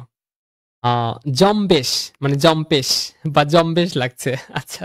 এটা জাসিরুল ভাইয়ার কাছে। আর বাকিদের কাছে ক্লাসটা খুবই অস্থির লাগছে মানে বিরক্তিকর লাগছে। এরকম কিছু?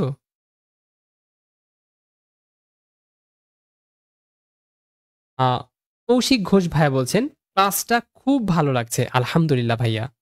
শুকরিয়া আদায় করছি। হ্যাঁ, আমরা এগুলা রোজ আমি শুধু এই আজকে একদিন না, আমরা প্রতি সপ্তাহে ৪ থেকে ৫ ৩ থেকে ৪ টা ক্লাস নেব প্রতি সপ্তাহে। ইংলিশ গ্রামারের উপরে এবং ৮ টা টপিকসের উপরে ৮ টা সাবজেক্টের উপরে ক্লাস হবে। আমরা ইংলিশ গ্রামারের উপরে ক্লাস করব, বাংলা ব্যাকরণের উপরে ক্লাস করাবো, গণিতের উপরে বিশেষ করে ক্লাস করাতে হবে। সাধারণ জ্ঞান বাংলাদেশ বিষয়াবলীর উপরে ক্লাস করাবো, আন্তর্জাতিক বিষয়াবলীর উপরে ক্লাস হবে এবং মানচিত্রের উপরে স্পেশাল ক্লাস হবে। এই ক্লাসগুলো হবে লাইভে এইভাবেই আমার সঙ্গে আপনাদের সঙ্গে ক্লাস হবে। আর এই ক্লাসগুলো যদি পেতে চান তাহলে চাইলে আমাদের এই গ্রুপটাতে জয়েন হয়ে যেতে পারেন। ৳২৫০ আমরা হচ্ছে সারা মাস মানে ৩ থেকে ৩ থেকে ৪ টা ক্লাস লাইভ প্রতি সপ্তাহে ৩ থেকে ৪ টা লাইভ ক্লাস নেওয়া হবে। প্রতি সপ্তাহে ৫ টা করে পরীক্ষা নেওয়া হবে, এক্সাম নেওয়া হবে আপনাদের লিঙ্ক দেওয়া হবে, এক্সাম নেওয়া হবে এবং প্রতি প্রতি ৫ দিন হচ্ছে আপনাদের মেসেঞ্জার ক্লাস লাইভ নেওয়া হবে। মানে কত ক্লাস পাচ্ছেন? মেসেঞ্জার লাইভ ক্লাস পাচ্ছেন। তারপরে হচ্ছে সরাসরি লাইভ ক্লাস আরো পাচ্ছেন ৪-৫ টা মানে ৩ থেকে ৪ টা। আবার হচ্ছে এক্সাম দিতে পারছেন। মানে এত সুযোগ সুবিধা পাবেন মাত্র ৳২৫০ কোর্স ফি। কোর্স ফি না, এটা হচ্ছে আপনার ব্যাচ ফি। এই ব্যাচে ভর্তি হতে পারবেন চাইলে। ভর্তি হতে চাইলে আমাদের এই জব কুটিরে মেসেজ করতে হবে। চলুন আমরা পরবর্তীতে চলে যাই। এই ক্লাসটা কিন্তু আগামীকাল থেকেই শুরু হবে। আগামী পরশু থেকে শুরু হবে। যে কারণে আর দেরি করা যাবে না। আচ্ছা, উম লুৎফা আপু কমেন্ট করেছে। আপনার কথাগুলো ভালো লাগে ভাইয়া। আচ্ছা thank you, thank you, thank you আপু, থ্যাংক ইউ সো মাচ। আমার লুৎফা আপু এটা। অনেক ভালো লাগছে ভাইয়া। আচ্ছা। ও জাসিউল ভাইয়া বলছেন, "প্রেমিকার চেয়েও রোমান্টিক লাগতাছে।" কমেন্ট আপনাদের। প্রেমিকার চেয়ে রোমান্টিক লাগতেছে। এটা যে কি ধরনের কমেন্ট আমি অর্থ বুঝতে পারলাম না। তবে আমার ওই গানটার কথা মনে পড়ল আপনার কথা শুনে। ওই যে রারিরা রারিরা, রারিরা রারিরা, রারিরা রারিরা, রারিরা রারিরা। আমার রাজ্য ভীষণ কেটে যায় ঘুরে ফির। গানটা শোনেননি? সহজ সরল জীবন চাই আমার, তো থাকে দূরে দূরে সে রাজ্যের সাগর পার। হঠাৎ যেন ভিড় তরি, এ যেন এসে সামনে দাঁড়ালো, ঠিক যেন মোর রাজকুমারী। রারিরা রারিরা, রারিরা রারিরা, রারিরা রারিরা, রারিরা রারিরা। সময় নষ্ট হচ্ছে তাই না? আর সময় নষ্ট করা যাবে না। আর শোভন ভাইয়া জয়েন হয়েছেন। ডিসি পার্কে বসে প্রেমিকার চেয়ে গপ্প করা। হ্যাঁ? ও শোভন ভাইয়া না, জাসিল ভাইয়া বলছেন। ডিসি পার্কে বসে প্রেমিকার সাথে গপ্প করার চেয়ে পড়া উত্তম। ঠিকই বলেছেন ভাইয়া। আসলেই তাই। আচ্ছা, আমরা এগুলো কিন্তু এক্সপ্লেইন করেছি। আচ্ছা, এখানে আপটা হচ্ছে প্রিপোজিশন হওয়ার কথা ছিল। কিন্তু বাক্যের শেষে আছে জন্য এটাকে আমি অ্যাডভার্ব বলব। এই আপটা ভার্বকে মডিফাই করেছে। একই রকম ইন এটা একটা প্রিপোজিশন ছিল। কিন্তু বাক্যের শেষে ব্যবহার করছি জন্য এটার নাম হয়ে যাবে অ্যাডভার্ব এবং এটা ভার্বকে মডিফাই করেছে। এই যে বিফোর শব্দটা এটা কিন্তু একটা এটা কিন্তু প্রিপোজিশন সাধারণত জানি। যেমন the patient had died before the doctor came. এখানে বিফোরটা হচ্ছে প্রিপোজিশন। কিন্তু এইখানে আই স হিম বিফোর, এই বিফোরটা কিন্তু প্রিপোজিশন হবার কথা ছিল। কিন্তু বাক্যের শেষে ব্যবহার করলে সেই প্রিপোজিশন কিন্তু অ্যাডভার্ব হয়ে যায়। বাক্যের শেষে প্রিপোজিশন ব্যবহার করলে সেই প্রিপোজিশন কি হয়ে যায়? অ্যাডভার্ব হয়ে যায়। এখানে বিফোর শব্দটা কাকে মডিফাই করেছে? এই স শব্দটাকে বিশেষায়িত করেছে বা মডিফাই করেছে। এইজন্য বিফোর শব্দটা এখানে অ্যাডভার্ব। আইরে মজার পড়া রে! আর প্রিপোজিশন বলব না কেন এদেরকে? কারণ প্রিপোজিশন তাকেই বলে যাদের পরে নাউন বসে। প্রিপোজিশনের পরে কিন্তু অবশ্যই নাউন বসবে। প্রিপোজিশনের পরে কি বসে? নাউন বসে। প্রিপোজিশনের পরে নাউন বসে। এদের পরে যেহেতু নাউন নাই, এই কারণে এরা হচ্ছে অ্যাডভার্ব। এদের পরে নাউন না থাকার কারণে এরা হয়ে যাচ্ছে অ্যাডভার্ব। আশা করি সবাই বুঝতে পেরেছেন, তাই না? পরবর্তীতে আমরা চলে যাই, সেটা হচ্ছে অ্যাডভার্ব সম্পর্কে আমরা জানবো। অ্যাডভার্ব আমি কিন্তু অলরেডি বলেছি। অ্যাডভার্ব কাকে, কাকে মডিফাই করতে পারে মনে আছে তো? অ্যাডভার্ব হচ্ছে অ্যাডজেক্টিভকে মডিফাই করে, ভার্বকে মডিফাই করে, অ্যাডভার্বকে মডিফাই করে। ভাইয়া অ্যাডভার্বকেও মডিফাই করে? হ্যাঁ, অ্যাডভার্ব নিজেই নিজেকে মডিফাই করতে পারে। অ্যাডভার্ব কাকে, কাকে মডিফাই করে? অ্যাডজেক্টিভকে, ভার্বকে এবং অ্যাডভার্বকে। ৩ জনকেই কিন্তু মডিফাই করতে পারে। ঠিক আছে? এই কথাগুলো মনে রাখতে হবে। তারপরে আবার অ্যাডভার্ব কিভাবে পাবো? কখন, কোথায়, কিভাবে, কেন, শর্ত, কারণ, ফলাফল এইগুলো বোঝালেও তাকে অ্যাডভার্ব বলে। মনে থাকবে তো? মনে থাকবে? সবাই কমেন্ট করুন, মনে থাকবে? অ্যাডভার্ব কাকে বলে মনে থাকবে তো? অ্যাডভার্ব জিনিসটা কারা মনে থাকবে? আমি যা, যা বলেছি এই কথাগুলো যদি মনে রাখতে পারেন দেখবেন অ্যাডভার্বটা পানির মতো সহজ। আরো সহজ করে দিচ্ছি। আচ্ছা, এতক্ষণ যে আমি পড়াইলাম, এই কথাটাকে আমি একটু টাইপিং করে আপনাদের সামনে একটু তুলে ধরি। সেটা হচ্ছে অ্যাডভার্ব আমি বাংলিশে লিখতে চাইছিলাম না, ইংলিশে লিখি। ADVERB adverb. এই অ্যাডভার্ব চেনার উপায়টা কি? প্রথমত যদি বাংলা দিয়ে চিনতে চান, বাংলা দিয়ে যদি চিনতে চান তাহলে কোথায়, কোথায়, ঠিক আছে? কখন। তারপরে বলতে পারেন কিভাবে, কিভাবে। এইভাবে যদি প্রশ্ন করেন, তারপরে হচ্ছে ফলাফল, ফলাফল বা হচ্ছে কারণ। এগুলা দিয়ে যখন প্রশ্ন মানে এইগুলা যখন দেখতে পাবেন চোখ বন্ধ করে সেটা হচ্ছে অ্যাডভার্ব। বিকজ, আচ্ছা কোথায়, কখন, কিভাবে, রেজাল্ট এগুলো বোঝালেই সে হচ্ছে অ্যাডভার্ব। শুধু কি তাই? শুধু কি তাই? আর কি শিখেছি আমরা? আমরা শিখলাম যে প্রিপোজিশন একটু আগেই বলেছি কিন্তু REPOSITION প্রিপোজিশন। এই প্রিপোজিশন এর পরে আমরা জানি নাউন বসে। কিন্তু এই প্রিপোজিশন যদি এই প্রিপোজিশন যদি সবার শেষে থাকে, এটা যদি সবার শেষে থাকে, শেষে থাকে তবে তাকে কি বলবো? তবে তাকে আমরা অ্যাডভার্ব বলবো। তবে তাকে আমরা কি বলবো? অ্যাডভার্ব বলবো। তাকে আমরা কি বলবো? অ্যাডভার্ব বলবো। মনে থাকবে তো? তবে তাকে আমরা অ্যাডভার্ব বলবো। তারপরেও যদি মনে না থাকে, তারপরেও যদি মনে না থাকে আমরা আরো একভাবে শিখেছি। কিভাবে শিখেছি সেটা আমি লিখে দিচ্ছি আপনাদেরকে। Control A। আচ্ছা, আরেকটা ট্রিক্স দেবো এবার। সেটা হচ্ছে মনে করুন আ অ্যাডভার্ব কারা? অ্যাডজেক্টিভের সাথে, অ্যাডজেক্টিভের সাথে ADJECTIV অ্যাডজেক্টিভের সাথে যখনই দেখবেন ly যুক্ত হয়েছে, কোনো কথা হবে না, কোনো ব্যতিক্রম নিয়ম নেই, কোনো চান্স নেই। সে অবশ্যই একটা অ্যাডভার্ব। কি বললাম? অবশ্যই কি? অবশ্যই একটা অ্যাডভার্ব। তার মানে অ্যাডজেক্টিভের সাথে ly যুক্ত দেখলেই বলবেন সে অ্যাডভার্ব। শুধু কি তাই? আচ্ছা। ভার্বের সাথে VERB ভার্বের সাথে যখনই আপনারা দেখবেন যে ly যুক্ত হয়েছে, ভার্ব প্লাস ly কোনো কথা ছাড়া সে একটা অ্যাডভার্ব। মনে থাকবে? মনে থাকবে? আর যেন ভুল না হয়। ভার্বের সাথে যখনই দেখবেন ly যুক্ত হয়েছে, ly ভার্বের সাথে ly যুক্ত হলেও সে অ্যাডভার্ব হয়ে যায়। কিন্তু এই যে এবার এখন আরো বড় করে লিখে দিব। কিন্তু এবার বড় করে লিখতেছি। কিন্তু যদি নাউনের সাথে ly যুক্ত হয় তখন কি হয়ে যাবে? সবাই কমেন্ট করুন। কিন্তু যদি নাউনের সাথে ly যুক্ত হয়, নাউন প্লাস ly যদি যুক্ত হয় তাহলে কি হবে? তখন কিন্তু সে আর অ্যাডভার্ব হবে না। তখন সে হয়ে যাবে ADJECTIV ঠিক আছে? তখন সে অ্যাডজেক্টিভ হয়ে যাবে। আশা করি এরপরে আপনাদের আর ভুল হবে না। কি বললাম?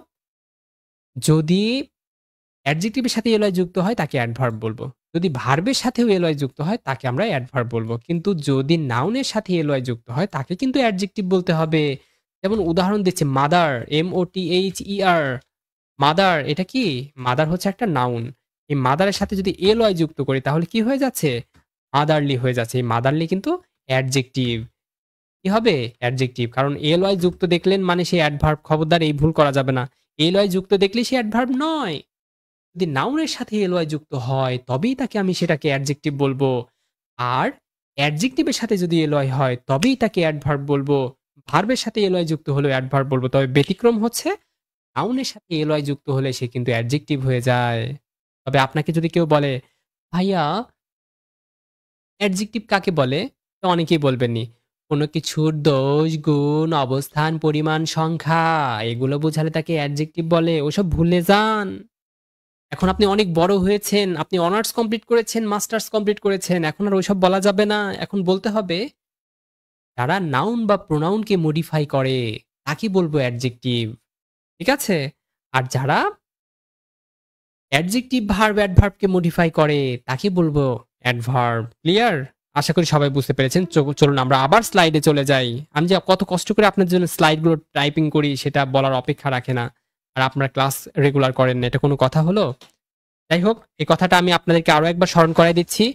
আমরা আগামী পরশুদিন থেকে আবার কিন্তু নতুন একটা ব্যাচ চালু করতে যাচ্ছি। বাংলা পড়াবো, অঙ্ক, ইংরেজি, সাধারণ বিজ্ঞান, সাধারণ জ্ঞান মানে বাংলাদেশ বিষয় বলে আন্তর্জাতিক বিষয় সব কয়টা লাইভ ক্লাস হবে।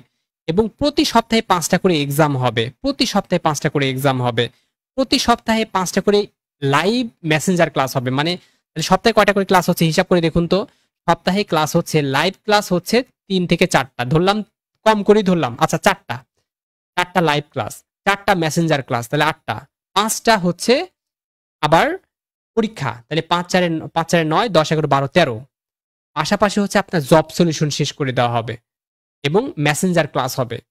মেসেঞ্জার পরীক্ষা হয় প্লাস আবার সপ্তাহে ৫টা মেসেঞ্জার ক্লাস। তাহলে এক সপ্তাহে কয়টা ক্লাস পাচ্ছেন? ৫ ৫ ১০ ৮ ৪ ১৪ ১৫ ১৬ ১৭ ১৮। ১৮টা ক্লাস পাচ্ছেন এক সপ্তাহে। তাহলে এক মাসে কয়টা ক্লাস পাবেন এবার হিসাব করে দেখুন। কয় টাকা নিব? মাত্র ৳২৫০। যদি ভর্তি হতে চান তাহলে অবশ্যই আমাদের এই যে জব কুটিরের পেজ, এই পেজটাতে মেসেজ করতে হবে। মেসেজ করলে আপনাকে ভর্তি করে নেওয়া হবে। অনেকেই ভর্তি হয়ে গিয়েছি। আমরা কিন্তু ব্যাচটা পরশুদিন শুরু করব। আর প্রত্যেকটা ক্লাসের রেকর্ড থাকবে। আমি কিন্তু যে ক্লাসগুলো নিব সব কয়টা ক্লাসের রেকর্ড রাখবো এবং আপনাদেরকে ক্লাস শেষে শিট প্রদান করা হবে, নোট প্রদান করা হবে এবং কি প্রদান করা হবে আপনারা বুঝতেই পেরেছেন। আমরা ওটার হচ্ছে একটা শিট প্রদান করব। ওই শিটটা থেকে জবের পরীক্ষার প্রশ্ন হবে। এমনভাবে আমরা শিটটা তৈরি করব। ঠিক আছে? যারা ক্লাসে এখনো যারা ভর্তি হননি খুব দ্রুত ভর্তি হয়ে যান।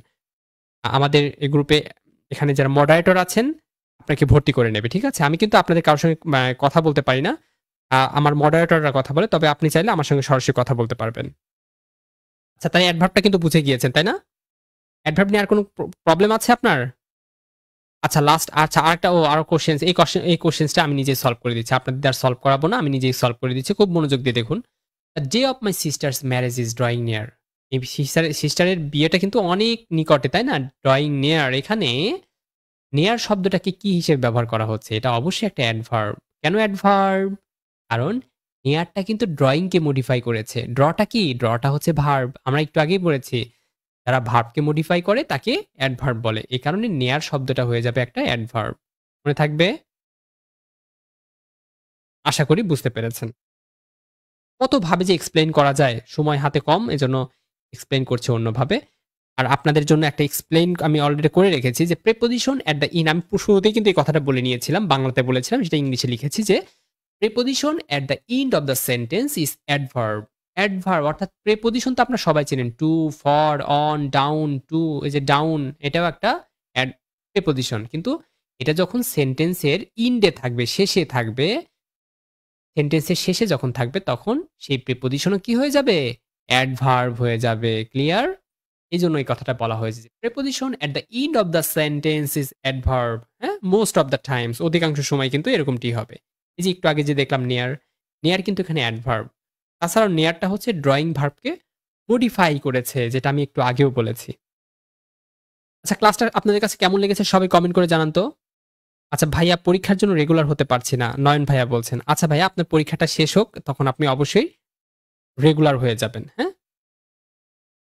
আর যারা পেইড ব্যাচে যারা আছেন আবারও বলছি যারা পেইড ব্যাচে আছেন তারা এই যে আজকের ক্লাসগুলো করানো হলো, এই যে ক্লাসগুলো করানো হলো এটার যে একটা নোট, এই নোটটা কিন্তু আমাদের ওই সিক্রেট গ্রুপে সাবমিট করবেন। আমি প্রত্যেকটা নোট চেক দিব যে আপনাদের নোটে কোনো ভুল ভ্রান্তি আছে কিনা। কারণ আমরা কিন্তু বেসমেন্ট তৈরি করছি। প্রত্যেকটা পড়ার কিন্তু বেস তৈরি হয়।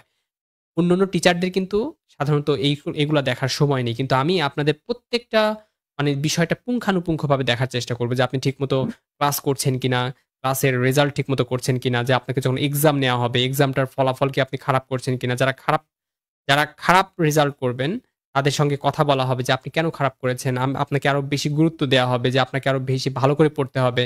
এজন্য যারা আমার পেইড গ্রুপের আছেন তারা অবশ্যই ক্লাসটা শেষ করার পর, এটা তো মূলত পেইড গ্রুপে নেওয়ার কথা ছিল। আমি হঠাৎ করে আজকে এটা আপনাদের পেইজে নিয়ে ফেললাম। এই ক্লাসটা করার পর অবশ্যই নোটটা সাবমিট করতে হবে। আমি প্রত্যেকের নোট আমি কিন্তু আবার নতুন করে দেখব। ঋতু আপু শেয়ার করেছেন। থ্যাংক ইউ আপু। আপনাকে অসংখ্য ধন্যবাদ। আপনাকে অসংখ্য ধন্যবাদ। আচ্ছা, আচ্ছা। হ্যাঁ, ৳২৫০ আমাদের কোর্স ফি মাত্র ৳২৫০। ৳২৫০ য় ১৮ টা লাইভ মানে ১৮ টা ক্লাস পরীক্ষা পাচ্ছেন আপনি। প্রতি সপ্তাহে ১৮ টা করে। তাহলে ১৮ গুণন ৪ গুণন করে দেখেন তাহলে ৪ সপ্তাহে আপনি কতগুলো ক্লাস পাচ্ছেন মাত্র ৳২৫০ য়? ৪ ৮ ৩২ এর ২ অঙ্ক করতে হবে। ৩ ৪ একে ৪ আর ৩ ৭। মানে ৭২ টা পাচ্ছেন মাসে। তাহলে এইভাবে যদি আপনি পড়ালেখা করেন তাহলে ৩ মাসও যদি আপনি পড়েন তাহলে আপনার অবস্থান কোথায় চলে যাবে আপনি বুঝতে পেরেছেন? বেসমেন্ট কোথায় যে গিয়ে দাঁড়াবে?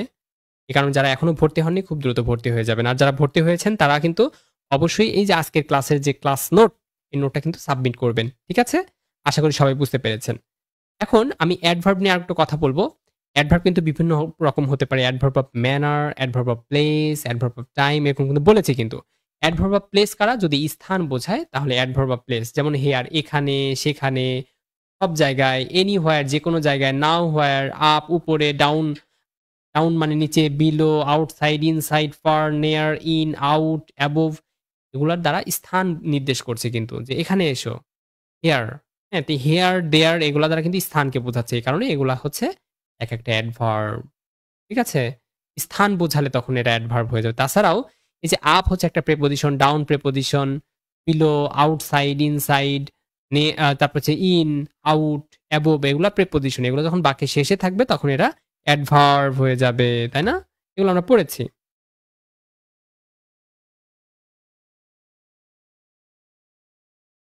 আচ্ছা।